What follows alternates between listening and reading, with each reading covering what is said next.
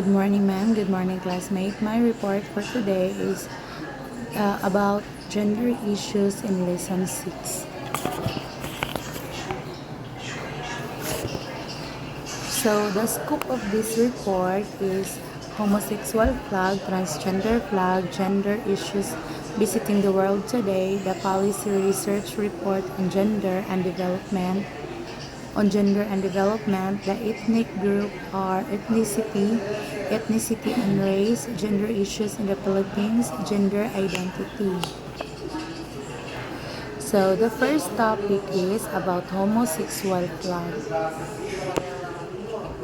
Homosexuality is romantic attraction, sexual attraction or sexual behavior between members of the same sex or gender.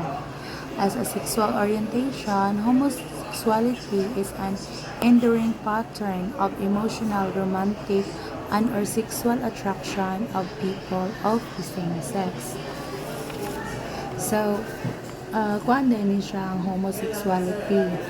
Kanang person who is sexually attracted to people or of someone own sex. Kana bitaw ma-attract bitaw sila sa same sex. Just like for example, men to men, ma-attract siya sa men siya, tapos ma-attract siya sa men. That is what we call gay. Tapos kanang babae, ma-attract po siya sa babae, that is what we call lesbian.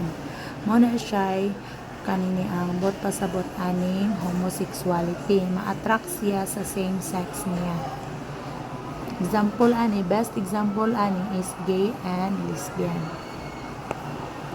So, laws concerning the recognition of same-sex relationships including same-sex marriage, civil unions, and domestic partnerships, laws concerning LGBT parenting including adoption by LGBT people, anti-discrimination laws in employment, housing, education, public accommodations.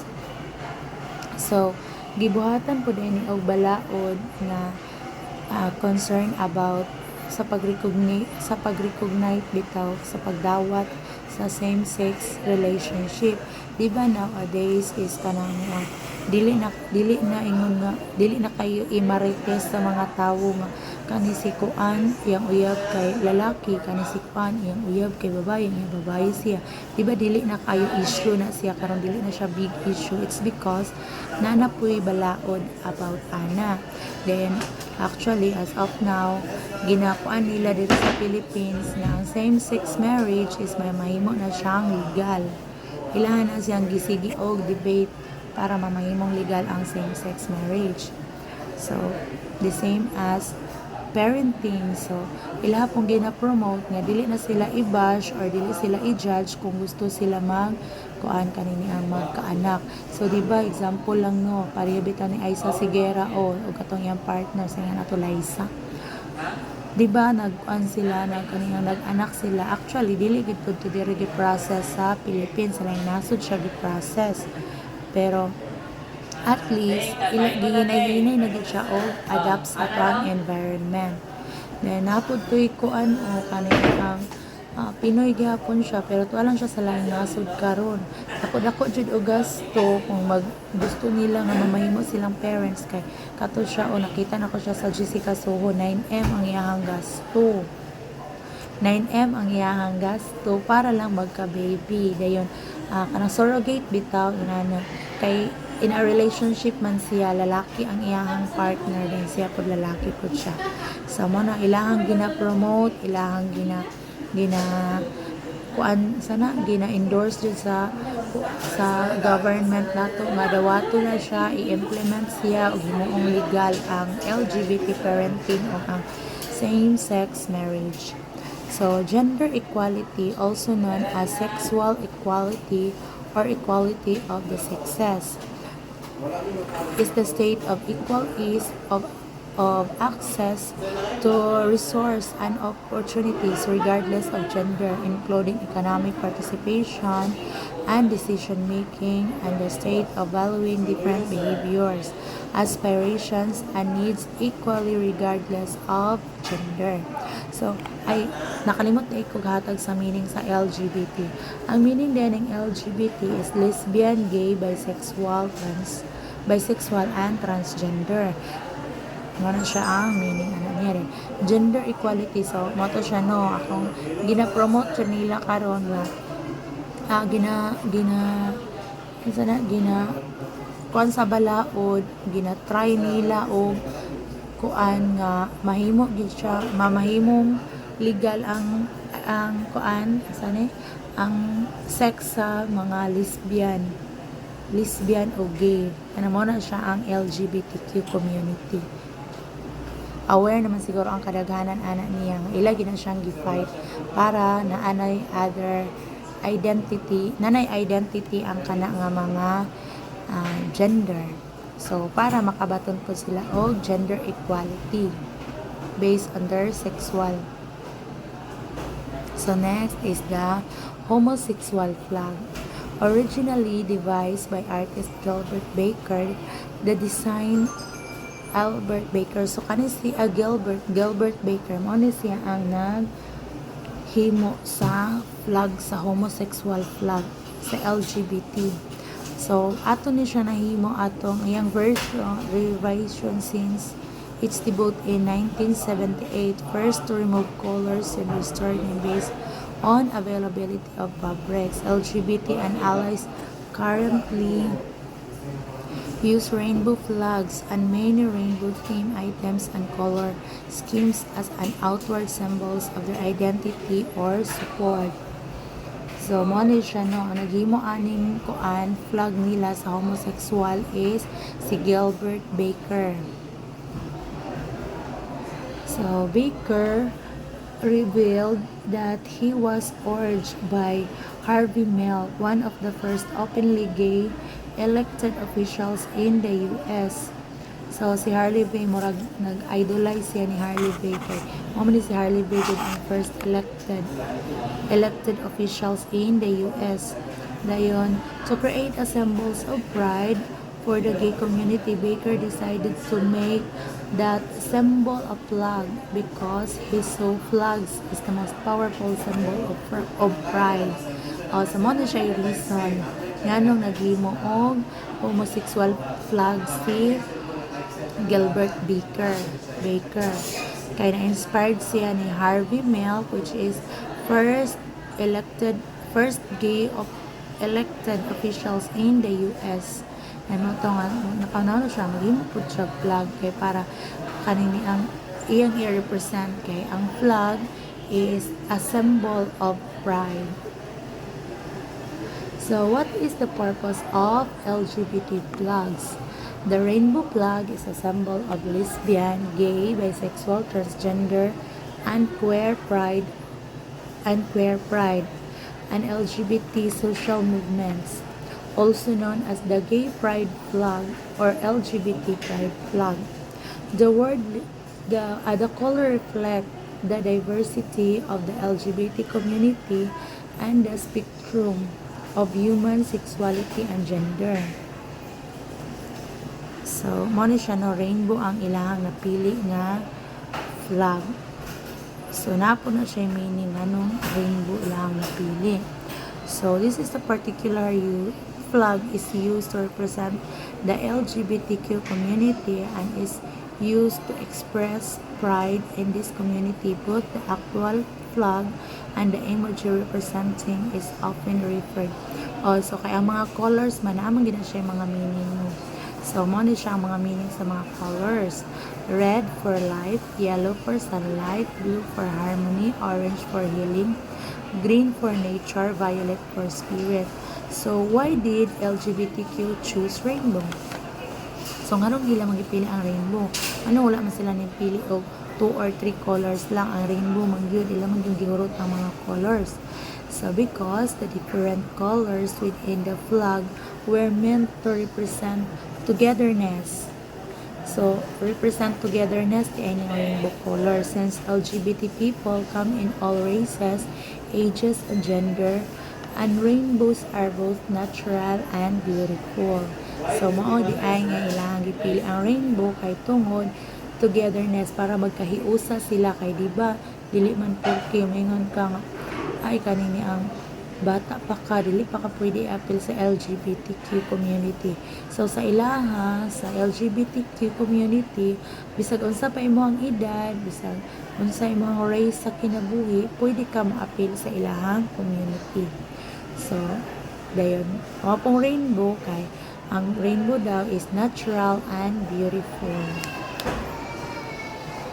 So, homosexuality can refer to both attraction or sexual behavior between organisms of the same sex or the sexual orientation. It refers to enduring sexual and romantic attraction towards those of the same sex but not necessarily to sexual behavior.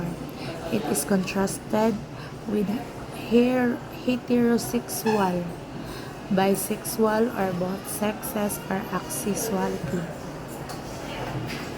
The word homosexual is a Greek and Latin hybrid with homo, as in Homo sapiens, deriving from the Greek word same, those connoting sexual acts and affection between members of the same sex, including lesbianism. So, Carl Maria Bretbeny coined the term homosexual in 1869 in the pamphlet arguing against Prussian anti-sodomy law. Richard von Krafft-Ebings in 1886 book Physiognosia Sexualis elaborated on the concept.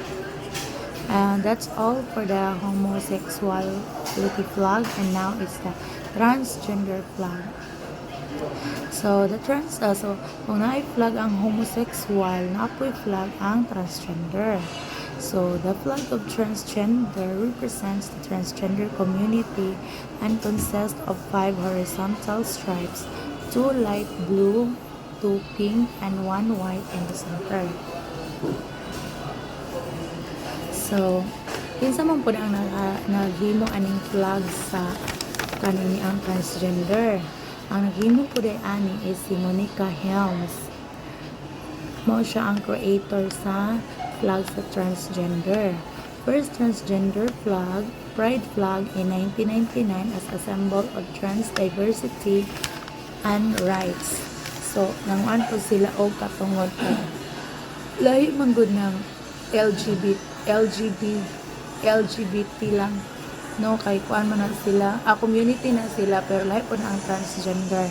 Kay kanang transgender dili naman siya kung panalitan boy bitaw, tapos magpa-change na siya og gender, magpa-change na siya og kanang ang sayang kinatawo, so dili na siya matawag og kuan bayot, kun dili male na ginan siya ang yang kuan ana niya yang gender, o kung naa siya mga fill-upan ana male na ginayang ibutang kay ang iyahang kuan iyahang asa na sa term ano basta kay kanang yang kinatawo is dili naman pang lalaki, pang babae naman, mao na siya nga trans woman, ana na siya trans woman na siya. So ang meaning di ay aning flag sa transgender, di ba makita na to blue sa upper o sa lower, dayon pink sa duha ka pink, dayon white sa tunga. So ang buta sa botay aning pink is kuan siya katuday ni siyang traditional represent traditional color for baby girl. Then kaning blue is traditional color that represent baby boy. Then ang white stripe in the center of those who are transitioning, kanang hopil they have a neutral gender or no gender, and those who are intersex, kanang undefined gender, kanang sana kanang murag wa pa sila kasabot ba nga mong sana murag ingon pa silang lalaki man ko, pero murag na ay something pitik na babae lagi ko or something ingon ana bitaw. So, mo na siya ang magkasabot sa ilahang flag. So, quick background lang about ani ni Monica Helms. Kuan din siya sa una pan siya sa US military. So masculine gid kay siya no, lalaking lalaki kayo siya. Napagali siya duha ka anak. Kanang iyang kinabuhi is normal gyud, lalaki gid siya kay farm siya na siya anak na siya trabaho as military. Pero og niya pa dili daw kuno siya dili siya happy, murag naa gid daw kuno something within nga kanang murag iyang gikuan ba nga wala jud siya kasabot murag kanang nakita yung anak nga kanang murag tag makaingon nga dili ko happy, dili ko contented sa what I have, ana bitaw. So mo to murag iyang gi-find ang iyang self. Natunong po ito nga na-assign siya sa laing area, tapos na siya friend, ingon sa iya nga hapit na biya ko mamahimong babae. So mo to na curious siya, nga mahapit naman ka mahimong babae. Sa mo tag-istoryahan siya siyang amiga nga parang nga as iyang friend na lalaki pa to siya. Istoryahan siya nga hapit ako mamahimong babae kay kuan ako magpa-transgender na ako, magpa-opera na ako, undergo ko surgery anak ay para mailisda na nga po ang identity. So, mauto siya nga, dito siya na kung, ay, mauba, pwede din yung anak. So, mauto nga, dito siya mas na-encourage siya nga, gusto nga, ikuan din niya ka ng murag iyang, buhaton gid ba, unsay, gusto niya, unsay, titik siyang kasing-kasing, kaning niya ang, nga siya gyud, which is siya gyud, ana. So, dili po to siya lalim, oy, kay, ang di ba kung mag-come out ka sa imong comfort zone, di ba labi na kung imong parents is kuan ka ng stricto, di ba dili biya lalim na mo come out ka maingon kang pa bayot ko, pa tumboy ko, dili biya lalim no. So dapat siya struggle gid ato nga moment nga sa iyang pag-come out, labi na siya mga anak. So moto dako jud kay ito nga challenge sa iya, pero iya gid gyapon gipaglaban ning kuan gid siya gyapon ning gawas gid siya sa iyang comfort zone kay dili gid siya happy. Ana jud siya sang kaugalingon nga dili jud ni ako nga ingon ani ko magtrabaho ko ingon ani apil ko sa military tapos na ako'y family, dili jud ni ako kay dili ko happy. So ana siya, moto siya based on my research, moto siya nahitabo nganong naghimo si dayon pagkahimo nimo ni katong 1976 nahimo na siyang trans woman. Dayon by 1999 mo naghimo na din siya flag, which is yang encourage ang mga mga dili pa maka-out sa ilahang box kay tungod mahadlok sa criticism sa mga tawo kay ingana biyagid sa una di ba once gali bayot ka or once magpa-opera ka ingana daghan na din kay issue ana. So mo to nga ihang gikuan sila nagimo siya flag para support to sa uban nga dili kayang mo come out sa ilahang comfort zone, dili kayang ipagawas ang ilahang true identity as a man, as a trans woman, as gay or as lesbian. So next is the gender issues visiting the world today. So when girls are prevented from attending schools and are denied the gifts of literacy and numeracy as women, they will have fewer opportunities for employment, will be less likely to participate in important decision, and will be less able to prevent unwanted pregnancies and ensure the survival of the child they bear. So ingon ani no kanini ang kung ang mga babae bitaw no kung di ba sa unang panahon kanang dili ginapa eskwela kay mara man gyapon pa eskwelaho na maminyo ra gyapon ana sa balay ra gyapon na kay magatiman og bata. So yun ana ang mindsetting sa unang panahon nga mga babae mura og kuan bitaw lang kanang ang limited lang ang ilahang kuan ba, limited lang ang ilahang access, limitado lang ang ilahang pag-eskwela, ang ilang mga learnings, ana. So, ang mahitabo, ang mga babae, gamay na po opportunities for employment. So, miski na magkita no, kung kanang ingnon ka nga, ayaw pag-eskwela kay magminyo, ragyapon ka, naragyan po sa balay, makatiman, ragyapon ka mga bata. So, murab yung malu ang atong estima na, lo estim na dayon tamar, sige, dili na ako mag-eskwela. And dili na po taman narbaho. Isag daog-daogon tas tong bana kay di ba kasagara sa una daghang kay mga battered wife kay tungod lagi aning walay na human dayon wato pa kulatahon sa bana dili na lang pud musukol kay mahadlok kay basig biyaan nya dili makapanarbaho ana usaon pagbuhi ang mga bata ang nana bitaw. So mo na siya nga ma-lessen gid ang ato ang mga opportunities for employment nga sugot na lang tab sa kung saan tas kong bana sugot na lang yun, yes na lang sa unang panahon. So dayon kana pong mga unwanted pregnancies. So daghan po kayo sa una nga mapaangkan kanang mo disla kay balo ba mo kuan mo kuan sa ilang anak mo atiman ang saon man nako para kuan din na ako akong anak makasurvive kini siya saon ako sa akong buhaton anak mura bitaw og less jud kayo og knowledge. So mao na siya nga kasalamat sa ta karon nga kita grabe knowledgeable na jud kay ta about ana gamay lang sagpa wa nang banating kagol. So gender issues and stereotypes also affect men. Men, the traditional stereotypes are different for many men to live up to. They feel pressure to be a real man, to be physically and emotionally strong, and be the main income earner. So yun ana no, mao gid na naka-mindset gid sa unang panahon, mao gid na siya naka-mindset na basta lalaki gali ka, ikaw jud magbuhi sa imong pamilya. Ikaw jud magbuhi, kinahanglan jud kang magpakalalaki, ana gid no, dapat physically and emotionally strong ka din, di ba? Kanang mga lalaki o kung ma-broken hearted sila or na sila masakitan sila, di ba? Dili kay sila mapakita no, di kay sila mapakita sa ilang emosyon, di sila pakita nga nahilak sila ana kay dapat daw sa una yung anak gid daw dapat strong jud ka, then ikaw gid ang breadwinner. Pero karon mas lamat ta kay dili na gid siya yung anak. So many workplaces then offer men extended parental leave or flexible hours. So bago-bago ra po ni siya ingon nga na-implement no nga kanang mga anak ang asawa ang bana na ana siya kuan paternity leave.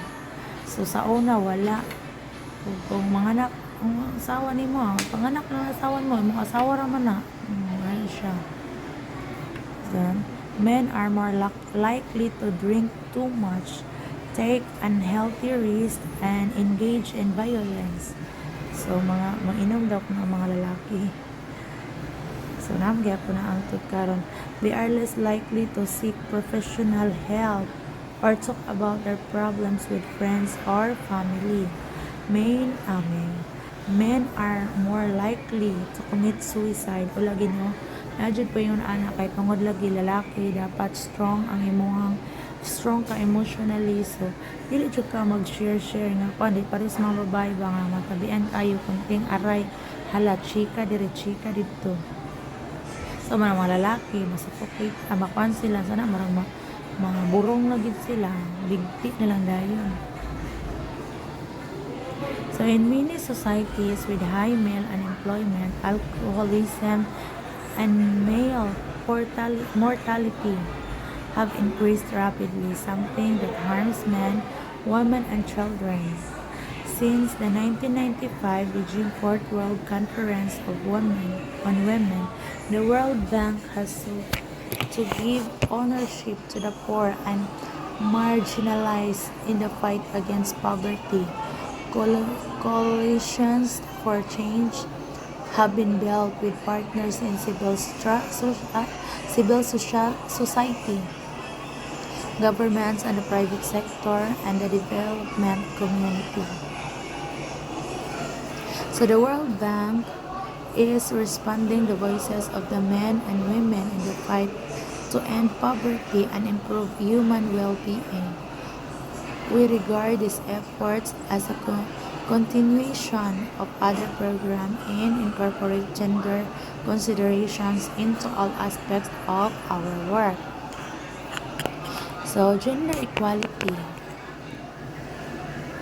Gender equality. In economics, where gender equality is greater in terms of both opportunities and benefits, there is higher economic growth and a better quality of life. Equality helps reduce chronic hunger. So makareduce kung equal lang, kung naalang tayo mga equal opportunities, kung sa una pa lang nila implement ang equal opportunities sa mga babae o sa mga lalaki, so malesen ang atoang hunger, anang ang atong kagutom, ang atong kapobrehon, mapan daw siya, mas malesen, mas mapagaan, leads to together lasting peace. So mas malinawon pod no, kay dili siya ingon nga na ay magpadaog-daog, kay syempre wala biya mangdaog-daog kung wala po'y magpadaog-daog. So benefits entire families and empowers all those who face discriminations.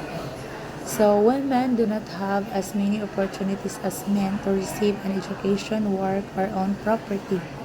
Girls start missing out on opportunities to reach their full potentials at a young age.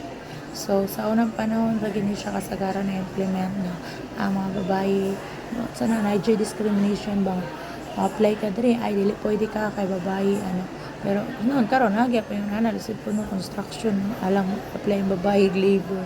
So, nagya po siya, something, ano, pero normal ka, dili kaya sa babae, kaya sa babae mga sa umabugat, pero but siguro. So gender equality is when people of all genders have equal rights, responsibilities, and opportunity. So dapat yun na kita aning equal rights. Mao gini sila ilang perminting gisulong makabaton gyud ta og equal rights. So in Switzerland was the most gender equal country in the world in 2020. And in the World Bank believes that helping women and men become equal partners and development and equal voices. So, ang kuan the World Bank ihadang to ng i-promote nga dapat equal din ang men and women. Dapat partners sila in development and equal voices. So, as I mentioned above, if men and women had an equal opportunities, it helps our economic growth because men has its income and women do the same. So, no discrimination in girls' power and capacity at all. So, diba, kung naipareho mo income, wala na yung ingon nga, ikaw, pabuhira ka, ikaw pala manindra ka. So, wala na yung no, okay. Equal naman ang equal opportunities, both men and women. So, allows women to go out to their comfort zone. So, dapat i-allow dyan ang mga women na out silang comfort zone. Mukanjud sila mo take og another challenge, dili kay na lang sa balay bantay bata. So, dapat tagaan dyan opportunities. So, then gender inequalities at additional cost. Inequalities. Tinuod dyan, no? Kaya kung atong basihan ang kanilang statement. So, kung gender inequalities daw, kay diba kung kuan, mayung ka nga, dili lang manalbaho o mga babae kay sa balay lang. Example, ang sweldo sa bana is 300.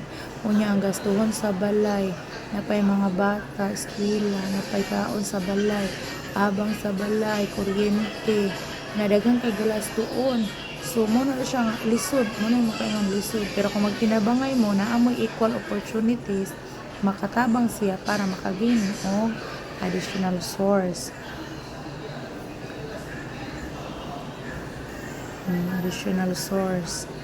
Ana na siya.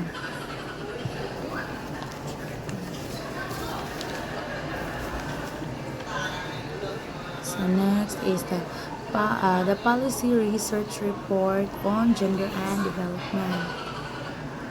The Policy Research Report on Gender and Development, which is based on existing newly commissioned research focus on the link between gender inequality, public policy, and development. The report makes 3 important points.